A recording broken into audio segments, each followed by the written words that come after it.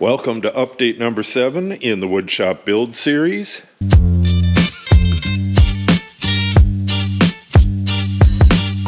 This last week, I traveled through a snowstorm to the Amish tin factory and picked up the ceiling tin. This right here, 33 panels altogether. The F&J molding, which will go along the edges up there, and these nice white button screws. I have one more day's work.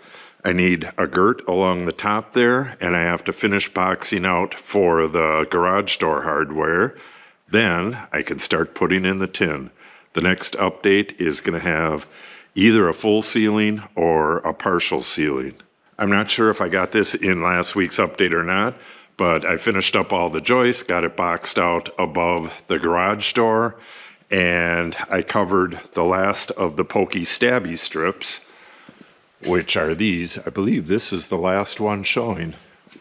No, there's a couple over there by the flue thimble, but for the most part, these are all covered now. There's a couple videos on these things. These are indispensable when you're putting regular big box insulation in a post frame. It allows you to fill, like this bay right here is 9 feet wide, and I filled it with 2 foot wide insulation. Really cool stuff. I'll link to where you can get the Pokey Stabby strips. They're called Insul Hold.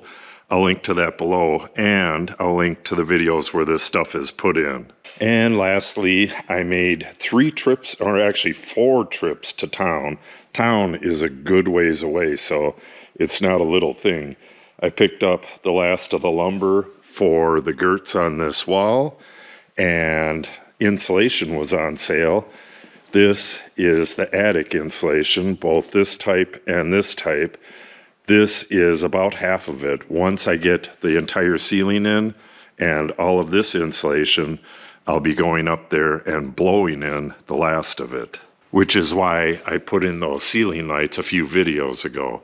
Once I get the tin ceiling in there, it's going to be dark as all get out up there, and I got to get from that end right there. I'm going to come right through here all the way down to here and start blowing the insulation up there. I'm going to be using these big R30 bats as kind of a baffle on the sides. It's going to be a real interesting video, so make sure you watch that.